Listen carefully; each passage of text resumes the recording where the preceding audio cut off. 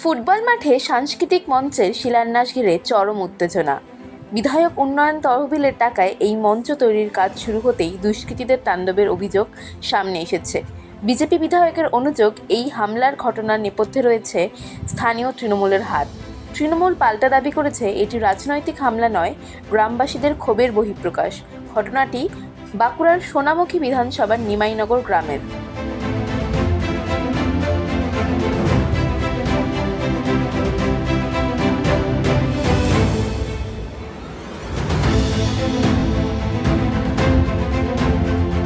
অভিযোগ, শিলান্যাসের অনুষ্ঠান শেষ হওয়ার পর বিধায়ক সেই স্থান ছাড়তেই একদল দুষ্কৃতী আচমকা হামলা চালায়। সেখানে থাকা চেয়ার, টেবিল, মাইক, বাদ্যযন্ত্র ও টোটো ভাঙচুর করার পাশাপাশি অনুষ্ঠানে উপস্থিত গ্রামবাসীদেরও মারধর করা হয় বলে অভিযোগ ওঠে। তৃণমূলের স্থানীয় নেতৃত্বের বক্তব্য, এটি রাজনৈতিক হামলা নয়। দীর্ঘ 4.5 বছরে বিজেপি বিধায়ককে এলাকায় একটিবারও দেখা যায়নি বলে ক্ষুব্ধ স্থানীয় মানুষ, এবং সেই ক্ষোভ ঘিরেই এই উত্তেজনা বলে দাবি শাসক শিবিরের নেতাকর্মীদের।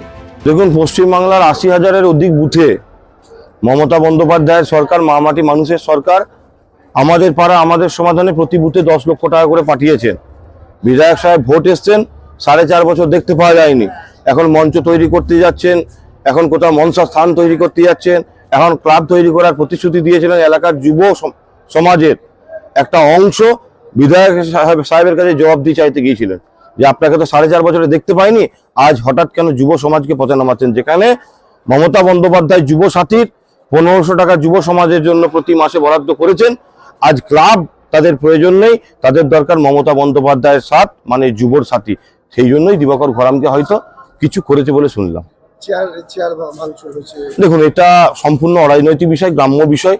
অতএব গ্রামের মানুষ একত্রিত হয়ে কি করেছে এটা সোনামুখীর বিধায়ক সাহেবকে গিয়ে জিজ্ঞাসা করুন, আর কেন করেছে তার জবাব বিধায়ক সাহেব দিতে পারে। আগামী দিনে আরো দেখতে থাকুন, যেই এলাকায় প্রতিশ্রুতি দিয়ে মানুষের ভোট নিয়েছিল, 4.5 বছরে সোনামুখী বিধানসভার সংশ্লিষ্ট এলাকায় ওনাকে দেখতে পাওয়া যায়নি। অতএব 4.5 বছরে উনি কি উন্নয়ন করেছেন মানুষ জানতে চাইছে। 4.5 বছরে ওনার দেখা কেন পাওয়া যায়নি মানুষ জানতে চাইছে। ক্ষোভের বহিঃপ্রকাশ উত্তর বাড়তে থাকবে। যদিও এই অভিযোগ গেরুয়া শিবিরের বিধায়ক তুড়ি মেরে উড়িয়ে দিয়েছেন। তার কথায় স্থানীয়দের অনুরোধেই মঞ্চ নির্মাণের সিদ্ধান্ত নেওয়া হয়েছে এবং তাতে খুশি গ্রামবাসীরা। পাল্টা প্রশ্ন তুলেছেন বিধায়কও। তিনি বলেন, তাহলে গত 15 বছরে কেন এই মঞ্চ তৈরি করতে পারেনি তৃণমূল? পাত্রসার ব্লকের হামিরপুর অঞ্চলের নিমাইনগর গ্রামের মানুষ আমার কাছে আবেদন করেছিলেন। তাদের একটি খেলার মাঠ আছে, সেখানে বিভিন্ন অনুষ্ঠান হয়, সেই অনুষ্ঠানে যাতে ভালোভাবে করতে পারেন তার জন্য একটি সাংস্কৃতিক মঞ্চের জন্য আবেদন করেছিলেন। আমি আমার বিধায়ক ফান্ড থেকে সেটা দিয়েছি। দেওয়ার পরে অনুমোদন হয়েছে, কাজ শুরু হবে। আজকে ওই গ্রামের মানুষ আমাকে আবেদন করেছিলেন যে আপনি একবার আসুন, ভিত পুজো করে দিয়ে যান, আমরা ভিত পুজো করব। তো গ্রামের মানুষ এত আনন্দিত, কারণ ওই মাঠের জন্য, ওই গ্রামের জন্য কেউ ভাবেনি এতদিন। এত আনন্দিত, তারা বাজনা করেছেন, মাইক করেছেন, পুরোহিতকে ডেকেছেন, পুজোর ব্যবস্থা করেছেন। তো আমি গিয়ে সেই সমস্ত পুজোতে অংশগ্রহণ করেছি এবং সেই ভিত পুজোতে অংশগ্রহণ করেছি। গ্রামের মানুষ আনন্দ উৎসবের পরিবেশ তৈরি করে সেখানে মিষ্টি বিতরণ করেছেন, আমিও সেটাতে অংশগ্রহণ করেছি। এই অংশগ্রহণ করে, এই কর্মসূচি করে যখন আমি বেরিয়ে গেছি ওখান থেকে, তাসুলিতে আমাদের একজন কার্যকর্তা মারা গেছে, তার পরিবারের সঙ্গে সাক্ষাৎ করার জন্য। তখন আমি বেরিয়ে যাবার কিছুক্ষণ পরে, যখন আমাদের ওখানে কোনো কার্যকর্তা ছিল না তেমন, শুধু বারুদ ঘোষ ছিল, তখন ওই বারুদ ঘোষের উপরে হামলা করে তৃণমূল কংগ্রেসের দুষ্কৃতীরা। এবং কিছু না পেয়ে গরিব মানুষ যারা বাজনা বাজাতে গেছে তাদের সেই বাজনাগুলোকে ভেঙে দিয়েছে। গরিব মানুষ টোটো চালাচ্ছিল, সেই টোটোটাকে ভেঙে দিয়েছে, মাইক ভেঙে দিয়েছে। এই গরিব মানুষগুলোকে তৃণমূল একটা টাকা দিতে পারবে না, কিন্তু তারা তাদের বাজনাগুলোকে ভেঙে দিয়েছে। লজ্জাজনক ঘটনা এটা।